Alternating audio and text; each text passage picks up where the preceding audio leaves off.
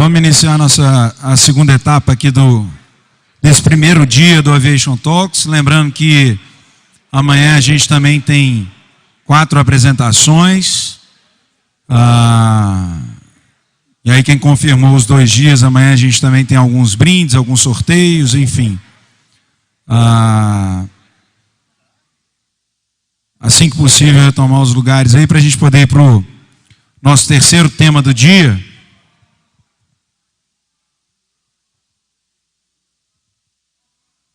Um dos nossos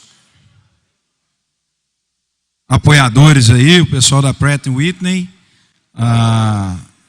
Vamos passar para o tema, eu acho que é extremamente interessante, né, para todos nós, da aviação, principalmente nós tripulantes, ou partes relacionadas no que diz respeito à manutenção, e como curiosidade para todo mundo também, né? Acho que em 40 minutos aí a gente vai conseguir ter um overview sobre as boas práticas para a longevidade dos motores, né? Então convido aqui para poder apresentar esse tema para a gente, Sancler. Por favor, Sancler. Obrigado. Boa tarde, pessoal. Deixa eu só informar uma pequena correção. O Sancler era o nosso colega que estava escalado para fazer a apresentação, mas coisas da aviação, ele está com um AOG iminente aqui, me pediu para substituí-lo, vou ver se eu consigo fazê-lo à altura. Como introdução, meu nome é Flávio, sou representante técnico de campo da Pratt & Whitney, Canadá. Eu trabalho já com produtos Pratt & Whitney há pelo menos 30 anos. Estou na Pratt há 15 anos. É um prazer muito grande participar, não só como patrocinador, mas também como palestrante. Eu acho que eventos como esse só engrandecem o nosso meio de aviação civil. Agradeço a iniciativa da Black. Muito bom. Vamos retomar. Eu vou trazer um pouco para vocês sobre práticas de longevidade dos motores. Na realidade, o objetivo aqui é trazer algumas dicas para vocês, não são de forma alguma receitas de bolo, mas principalmente filosofias e conceitos que vão permitir que vocês maximizem o tempo de permanência do motor na aeronave.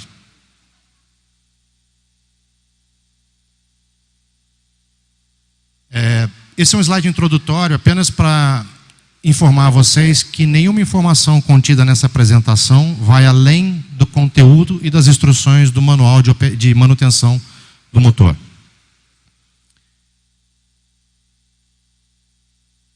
Deixa eu apresentar primeiro para vocês quem é a Pratt & Whitney. Nós temos um pequeno vídeo, são 2 minutos, eu gostaria de apresentar. Por favor, solta o vídeo para a gente.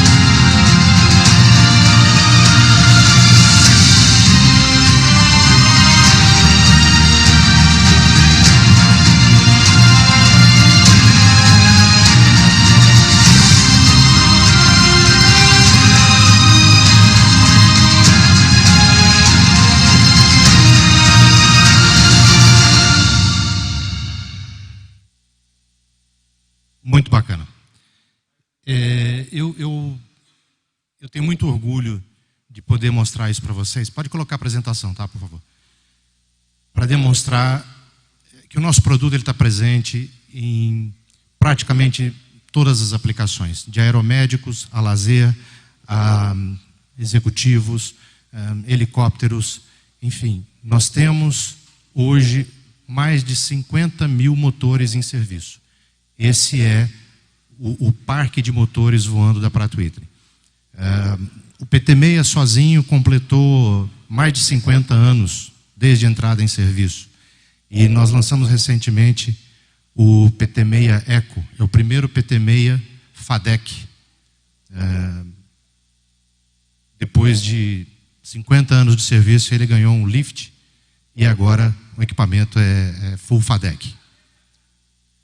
O que mais nós temos para destacar em relação a esses equipamentos? Prezamos muito pela confiabilidade, pela durabilidade do nosso produto. Isso faz com que a gente desenvolva constantemente técnicas e ferramentas para... Excelente, excelente. Técnicas e ferramentas para auxiliar os operadores a minimizar os custos de operação, maximizando o tempo de serviço dos motores. E é sobre isso mais ou menos que nós vamos falar aqui. Então, quando a gente abordar nesse evento a palavra falha, a gente está querendo dizer simplesmente, única e exclusivamente, um desvio ou deterioração de uma funcionalidade do equipamento em relação às suas características originais de projeto. Tá? Mera semântica para vocês entenderem. Falando um pouco sobre o motor a reação, e eu vou usar aqui o PT-6 como referência, se vocês olharem o motor ali da direita para a esquerda, basicamente nós temos um ponto de entrada de ar, onde esse ar é admitido para o compressor, que está ali em vermelho. Esse ar ele é comprimido, ele é levado em direção à câmara de combustão, aproximadamente naquela linha tracejada amarela ali.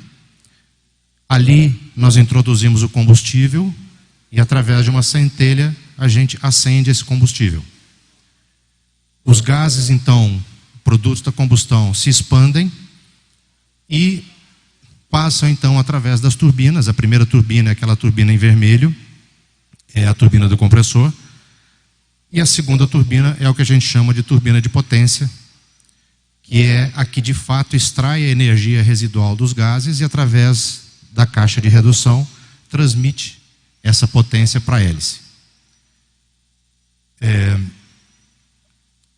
O que tem de interessante aqui? Quando nós falamos em acender o combustível, nós estamos falando em queimar uma quantidade muito grande de combustível que gera uma quantidade muito grande de energia e, consequentemente, de calor. Então, quando você olha para o motor, se a gente fosse seccionar o motor em estações e numerá-las de 1 a 7, vocês têm algumas estações que são conhecidas. Por exemplo, a estação número 3. A estação número 3, todo mundo já ouviu falar em P3, que é o sangra ar do motor. A estação número 5 é a T5, é onde a gente faz a leitura da temperatura do motor. Se você olhar aqueles gráficos, a linha tracejada representa a linha de pressões dentro do motor. Ou seja, no ponto mais alto de pressão, que é na descarga do compressor centrífugo, você tem mais ou menos 150 libras de pressão. Isso é aproximadamente 10 atmosferas. Enquanto a temperatura, à medida que você vai avançando nas estações, se você observar a saída do compressor, que é a estação 3, eu vou fazer a leitura de temperatura no gráfico da esquerda. Ou seja, a descarga de P3 ela está a aproximadamente 300 graus. Quando eu introduzo o combustível, a temperatura do sistema se eleva para próximo de 1000 graus. 1000 graus é uma temperatura em que a maioria dos metais já está em estado líquido. Imagina então que você tem um motor operando a 30.000 RPM, suportando uma temperatura de 1000 graus. Como é que a gente faz isso? Tem técnicas para isso, principalmente técnicas de material e de refrigeração. Mas isso não é infinito. Então, o que acontece?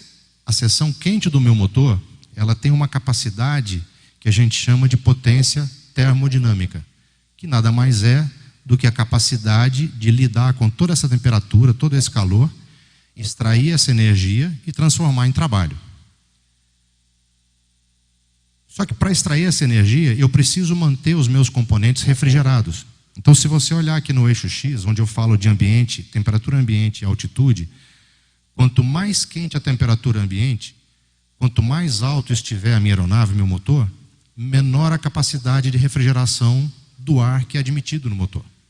Então, a minha potência termodinâmica, ela não é uma potência constante. Ela varia em função da altitude e da temperatura em que eu me encontro. Então, quanto mais quente, quanto mais alto, menor potência termodinâmica o meu motor tem. O que é razoável entender. Eu continuo queimando uma quantidade alta de combustível, mas eu não tenho mais a mesma capacidade de refrigeração. Então, eu não posso extrair a mesma quantidade de energia. Por outro lado, o projeto da gearbox, das caixas de redução, ele é feito em função da potência máxima do motor. E ela sofre muito pouca influência da temperatura. Então, quando eu combino essas duas curvas, a potência da gearbox, que está ali em linha cheia, e a potência termodinâmica, que está em linha tracejada, eu tenho esse gráfico, que é o que me diz, são as curvas de potência que normalmente o pessoal que voa, os pilotos, tem nos manuais de operação da aeronave. Tem uma cartinha onde você vê lá, olha, para essa altitude, para essa temperatura, esse aqui é o torque que você tem disponível. Essa é a origem daquela tabela. Eu não posso, em hipótese alguma, exceder a capacidade termodinâmica ou mecânica do meu motor. Isso resulta em danos. E quando um fabricante de aeronaves nos procura falando, olha, eu quero desenvolver uma aeronave e eu tenho essa missão típica para a aeronave. O que é uma missão típica? O fabricante da aeronave vai me dizer o seguinte, falei, olha, eu preciso utilizar tantos HPs em regime de take-off, que vai durar tantos minutos, depois o piloto vai fazer uma redução para a potência de cruzeiro, vai permanecer nessa potência por mais determinado tempo, depois, para subida, depois ele reduz para cruzeiro, completa o voo em cruzeiro, reduz a potência para descida, aplica o reverso no pouso e corta o motor.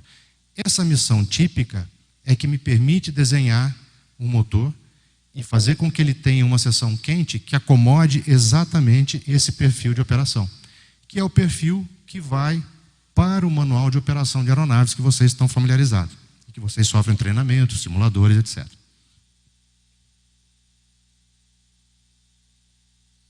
O que acontece então? Se vocês lembrarem daquela curva, onde eu tenho a combinação de potência termodinâmica e potência mecânica, deixa eu até voltar aqui que acho que dá para mostrar bem rapidinho.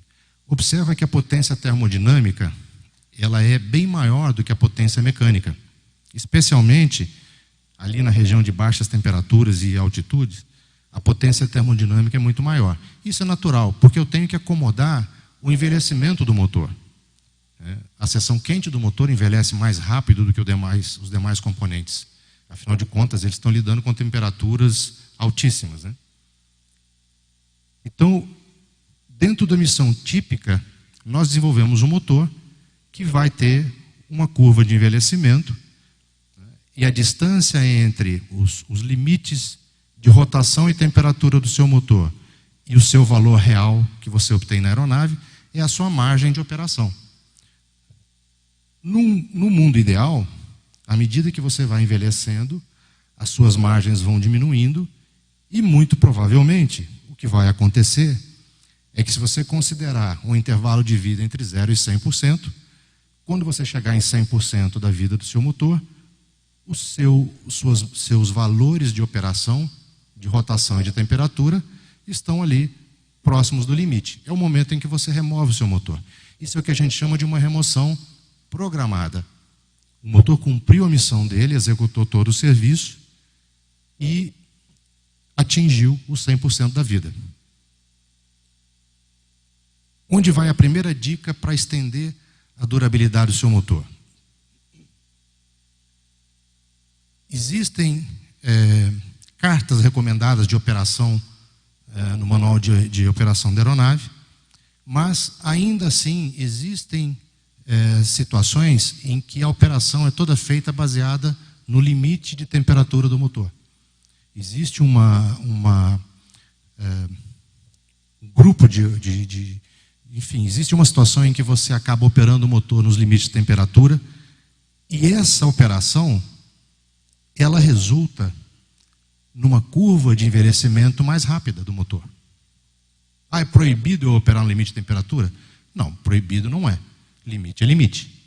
No entanto, saiba que toda vez que você opera no limite de temperatura do motor e não segue as cartas do manual de operação, você está estressando o teu motor e você acaba tendo uma redução, uma aceleração do envelhecimento do seu motor.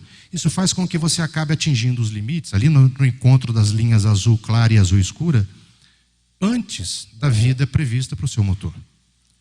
Então, quando você faz isso, você na realidade, operando em cima de temperatura, você está transformando performance, muitas vezes é essa a razão. Eu preciso andar mais rápido, eu quero chegar mais cedo, eu quero subir mais rápido. E você precisa de performance. Então você está trocando performance por dinheiro. Existe um custo. Nada é de graça, a gente sabe disso. Mas no momento que você acelera o envelhecimento do seu motor, você antecipa a remoção dele e isso custa dinheiro. Ou seja, a primeira dica então para aumentar a permanência do motor na asa, opere um motor dentro dos limites estabelecidos no manual de operação da aeronave. É a forma mais segura e mais barata de operar a sua aeronave. Segundo tópico, vamos falar um pouco de manutenção. Manutenção é muito interessante, é um conceito que veio evoluindo ao longo do tempo.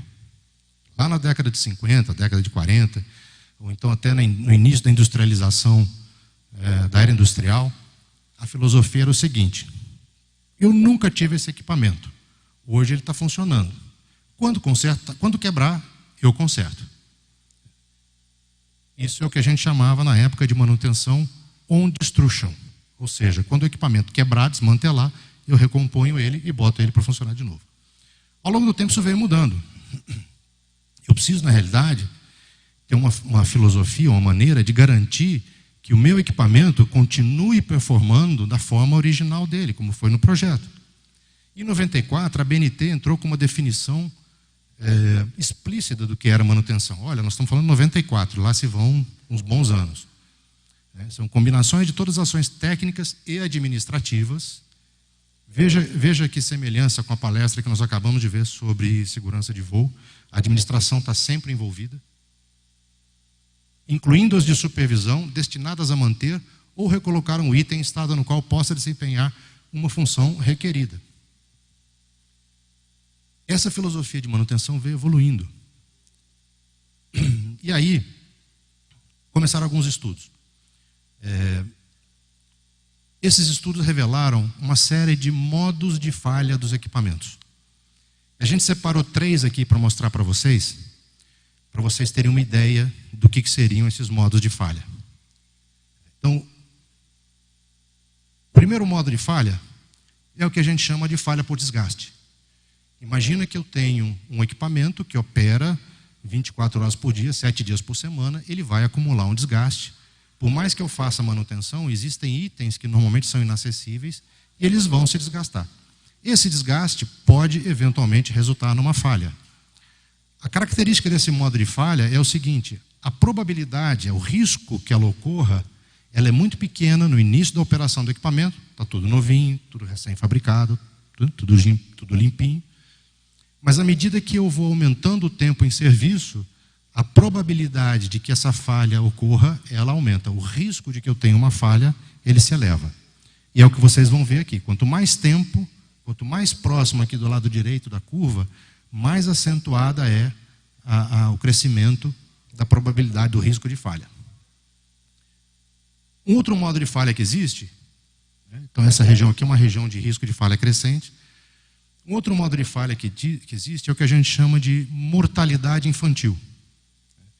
São, normalmente, falhas que estão relacionadas com o processo de fabricação do equipamento, matéria-prima, coisas que fogem um pouco do normal e que, por essa característica, eles apresentam um grande risco de ocorrência no momento mais próximo do nascimento do produto, da fabricação do produto, mas isso decresce rapidamente à medida que o produto entra em serviço. Quem já acumulou algumas primaveras se lembra do passado que a gente tinha que amaciar os motores, né? Eu sou da época que a gente amaciava o motor. Hoje em dia não precisa mais.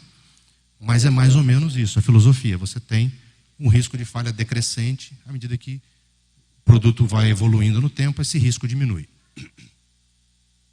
Existe um terceiro modo de falha, que são falhas aleatórias, coisas que fogem ao controle do fabricante e que normalmente estão relacionadas com o dia a dia de operação desse equipamento. E quando eu falo operação aqui, veja bem, nós estamos falando de aeronaves, motores, não quer dizer exclusivamente pilotagem.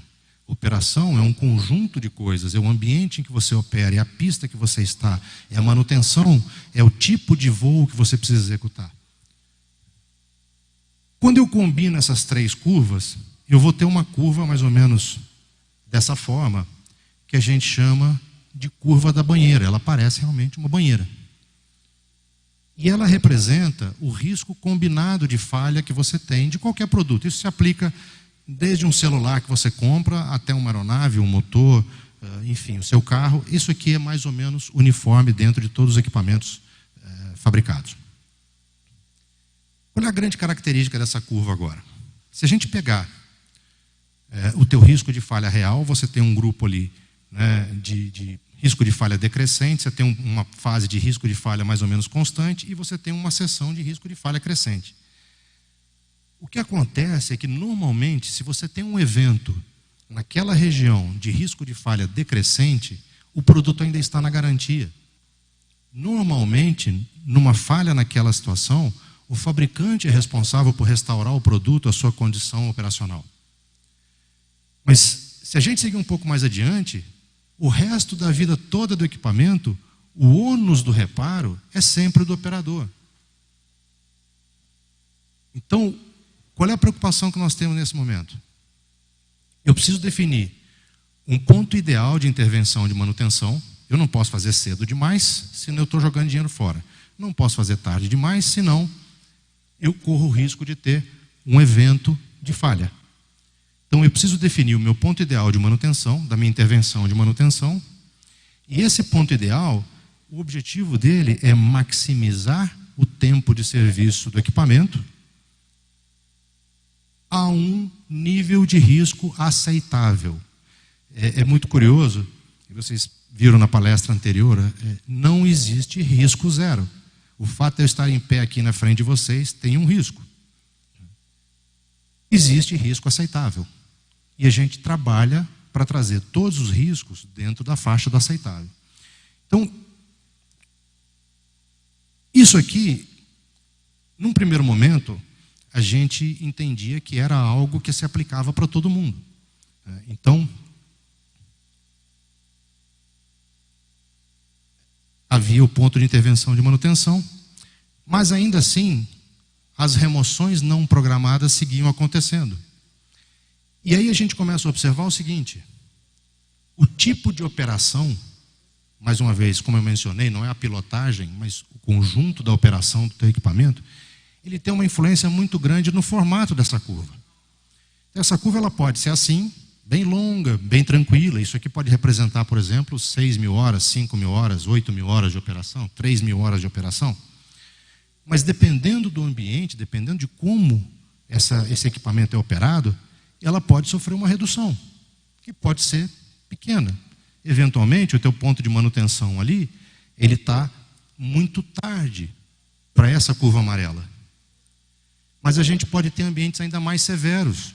Esses ambientes podem encurtar essa curva até um ponto em que você certamente terá uma falha antes de atingir aquela marca de ponto de manutenção ideal.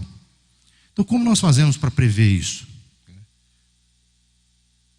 E aí que vem alguns paradigmas que a gente tem que quebrar, né, quando se fala em manutenção. O primeiro paradigma é o seguinte: a maioria das falhas não está relacionada com o tempo de uso do equipamento.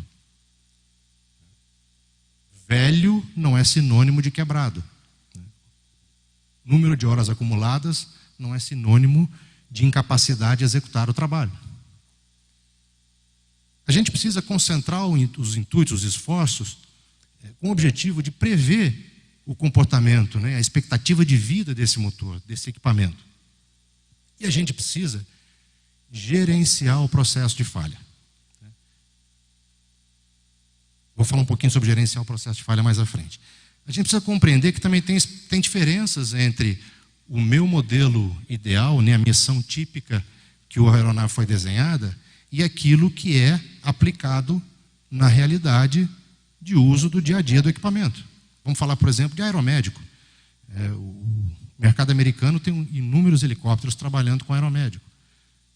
Esses helicópteros, o cara ele dá partida no motor, o motor nem atingiu a temperatura ideal ainda de funcionamento, ele já está decolando e já está em rota para atender o paciente dele. Isso é um crime? Não, não é um crime. Mas certamente, quando o fabricante do helicóptero nos solicitou um motor, ele não previu isso. Isso afeta de alguma forma o produto em si? Sim, mas não me impede de usá-lo e não me impede de fazer a previsão da durabilidade e da manutenção desse equipamento. Por isso que a gente precisa compreender a importância de gerenciar as condições de funcionamento. Esse gerenciamento é que faz com que a gente transforme uma remoção não programada em um evento planejado, com calma. Obviamente, aqui tem dois tópicos interessantes sobre a correta execução das atividades de manutenção, isso é mais ou menos óbvio, e pelo desenvolvimento da estratégia de manutenção. Isso tudo são conceitos que a gente usa para uma filosofia que a gente chama de manutenção centrada na confiabilidade. Se vocês tiverem curiosidade, tem um material muito interessante, inclusive numa norma da SAI, sobre manutenção centrada em confiabilidade. E aí então a gente começa a ver o seguinte, tá bom, então eu tenho um motor, ele trabalha muito quente, eu tenho calor lá dentro, eu preciso gerenciar esse calor, eu tenho as curvas de desgaste, de envelhecimento e de performance. Tá bom, mas e aí? Onde é que eu chego na questão da remoção não planejada?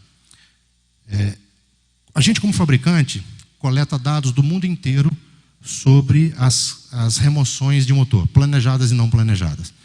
E a gente classifica essas remoções em dois tipos, o que a gente chama de básico e não básico. Aquilo que é básico é tudo aquilo que eu, como fabricante, posso intervir e posso tentar melhorar. Aquilo que é não básico são eventos em que fogem do meu controle. Então, vou mostrar um gráfico para vocês aqui. Esse gráfico, ele me diz o seguinte.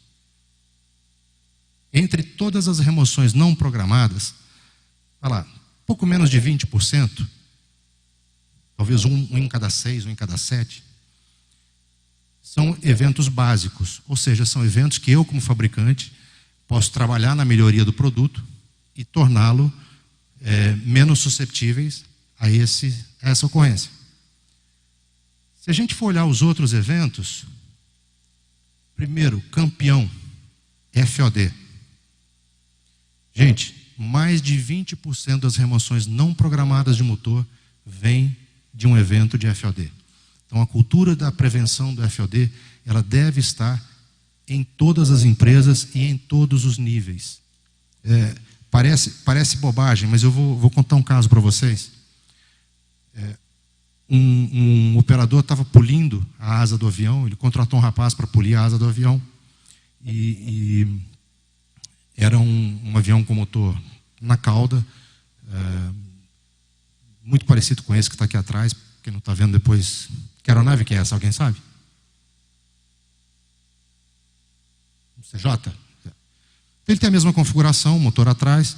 O rapaz que estava polindo a asa da aeronave tirou a tampinha da lata na massa de polir, colocou exatamente na entrada do motor, poliu a asa e depois esqueceu, não encontrou mais a tampinha e foi embora. Adivinha o que aconteceu no acionamento do motor? FOD.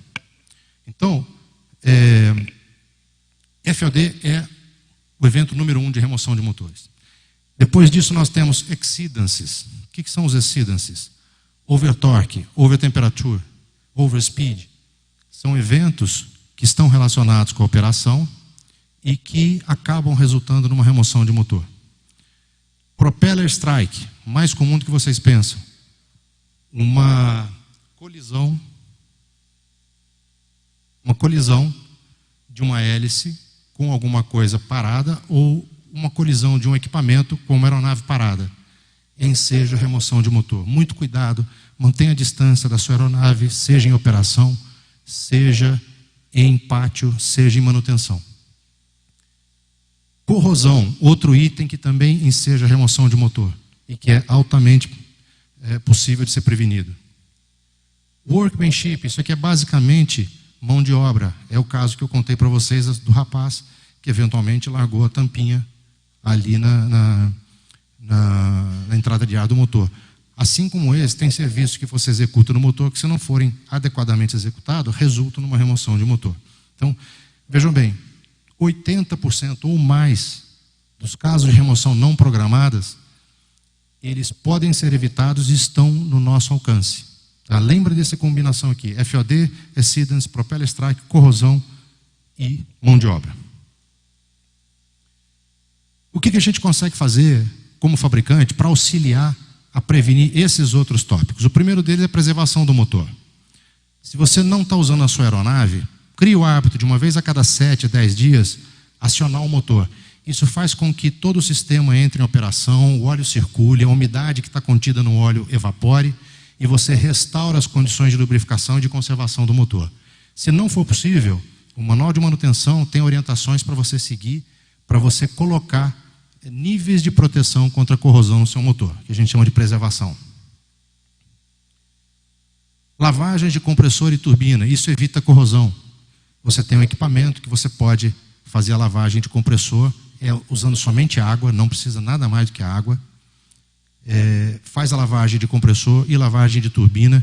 Isso evita que você tenha formação de corrosão no seu motor.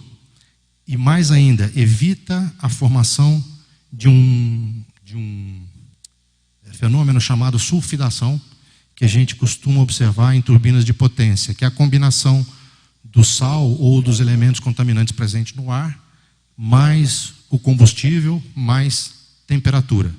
Isso pode, de fato, causar um buraco na blade da turbina de compressor, do jeito que está representado ali. Sulfidação, é isso aqui que vocês estão vendo. Ela começa com bolhas na blade e, a partir daí, isso progride até atravessar a superfície e aí, então, a remoção do motor é recomendada. Óleo. A gente também tem muito foco no correto abastecimento e monitoramento do nível de óleo. Então, quando você for fazer a verificação do nível de óleo, procure fazer sempre numa janela entre 10 e 30 minutos, idealmente ali na casa dos 20 minutos, após o corte do motor. É nesse momento que você tem o óleo no tanque acumulando o nível ideal para verificação. Se eventualmente você não conseguir fazer isso, no mínimo, faça um monitoring e aí faça a leitura. O ideal, faça uma partida e faça a leitura. A título de curiosidade, o consumo máximo de óleo permitido no motor é em torno de um pouco mais de uma lata a cada 10 horas de serviço. Lembra que nós falamos que é importante eu monitorar o meu motor para acompanhar a saúde dele? Você monitorar o consumo de óleo é uma forma de você avaliar como que os sistemas lubrificados do motor estão se comportando e se eles estão se deteriorando. Boroscopia.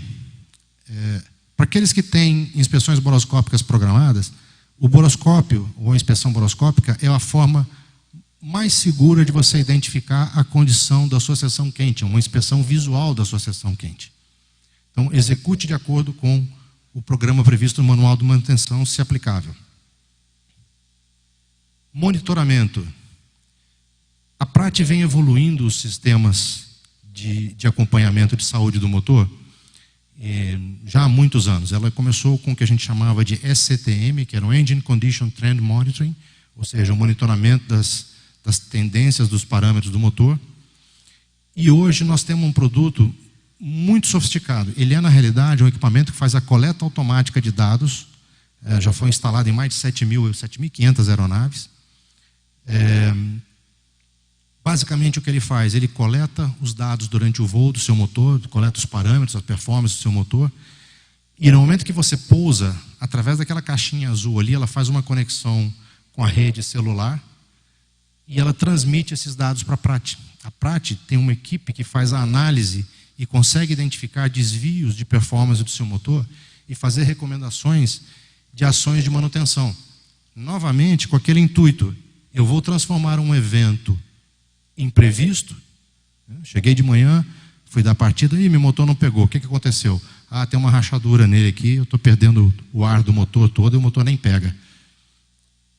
Qualquer vazamento de ar que tem no motor, qualquer variação de seção quente, deterioração de seção quente, o sistema captura e consegue informar o operador antes que ele se torne um fator restritivo de operação.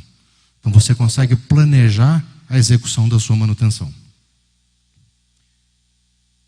Se alguém tiver curiosidade, depois procurar a gente, tem opções, tem STCs ali, foram desenvolvidos mais de 50 STCs para os mais diferentes tipos de aeronaves. Se alguém tiver interesse, procura a gente, por favor. Análise de óleo. A Pratt desenvolveu uma outra ferramenta que a gente chama de OAT. O OAT, ele é 100 vezes mais preciso do que o SOAP. A gente tem condições de identificar uma precisão de até 5 componentes diferentes do motor, qual deles seria o responsável pela alteração nas qualidades do óleo que a gente está observando.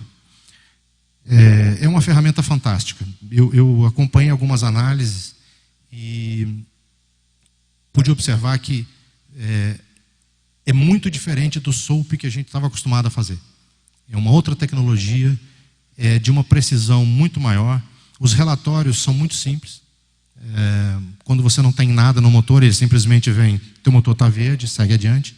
Se você tem algum desvio, ele vai apontar para você com uma grande precisão. Ele vai provavelmente dizer algo do tipo assim: selo do rolamento número 4 apresenta desgaste. Programe a parada da sua aeronave. Então é uma ferramenta adicional para transformar aquilo que seria um evento imprevisto em algo previsível. Com isso, você vai mantendo o seu motor em serviço e prolongando a permanência desse motor instalado na aeronave. Se eu não me engano, esse foi o último slide.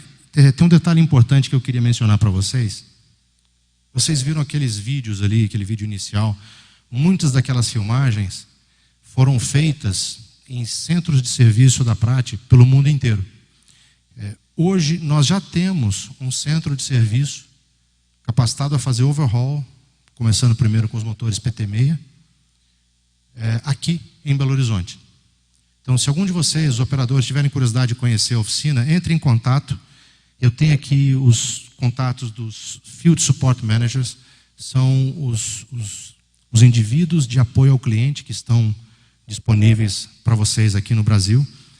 Essa apresentação, ela nem de longe cobre os detalhes do que a gente discute normalmente com os operadores para estender o tempo de permanência do motor na asa. Ela é mais um teaser, é para vocês pegarem o gostinho. Mas se vocês quiserem informações adicionais, entre em contato conosco. O Sancler está aqui conosco hoje. Ele é o representante que cobre a região de Belo Horizonte. Mas se vocês quiserem, qualquer uma dessas pessoas que vocês entrarem em contato aqui, pode ajudar vocês em auxiliar, em estabelecer um plano de manutenção, uma estratégia de manutenção e de monitoramento dos seus motores. E sendo assim, eu encerro. Não vou mais afastar vocês do evento social. Acabou a sessão de tortura por hoje. Se vocês tiverem alguma pergunta, alguma curiosidade, por favor, fiquem à vontade. Estamos aqui para auxiliar vocês.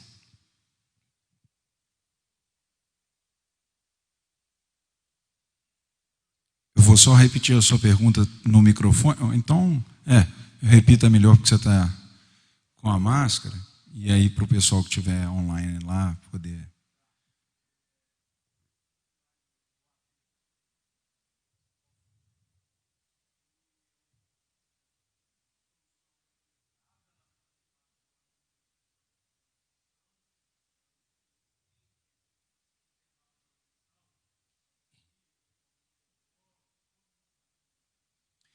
Só repete a pergunta dele para mim.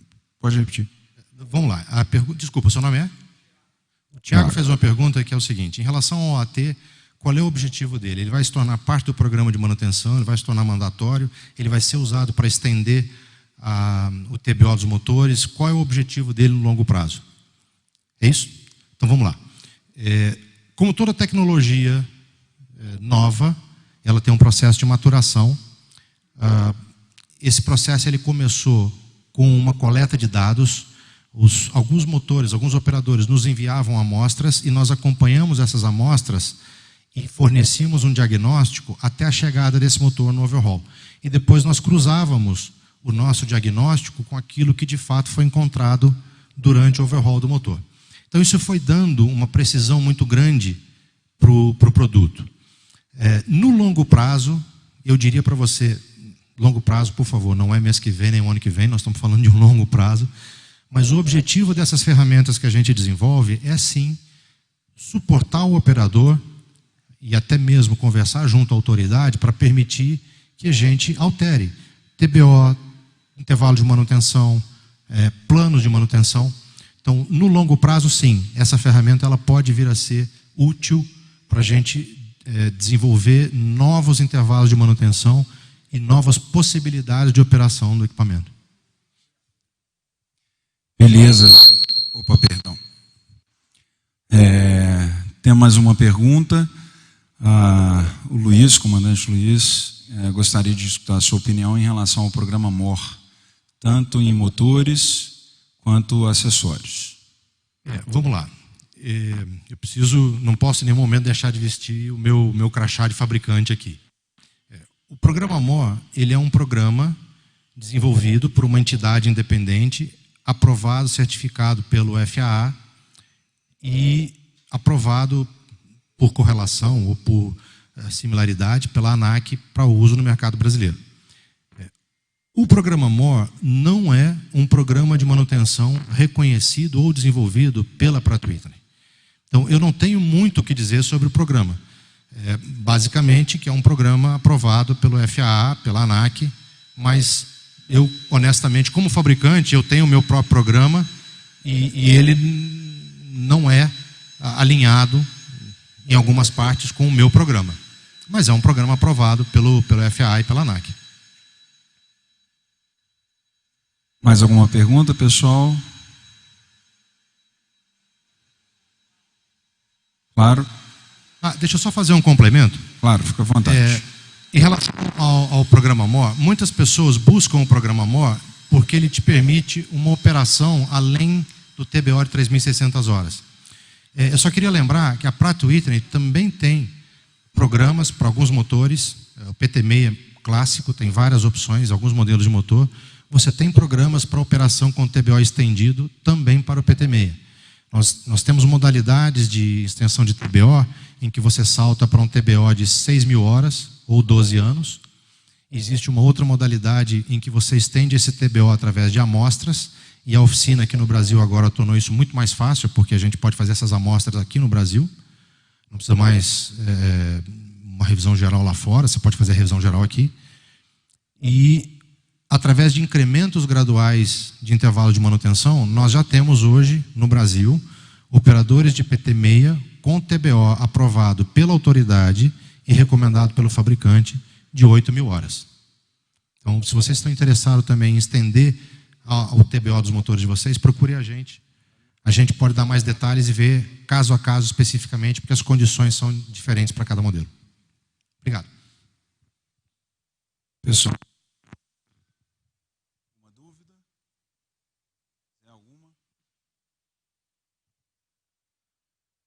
É isso?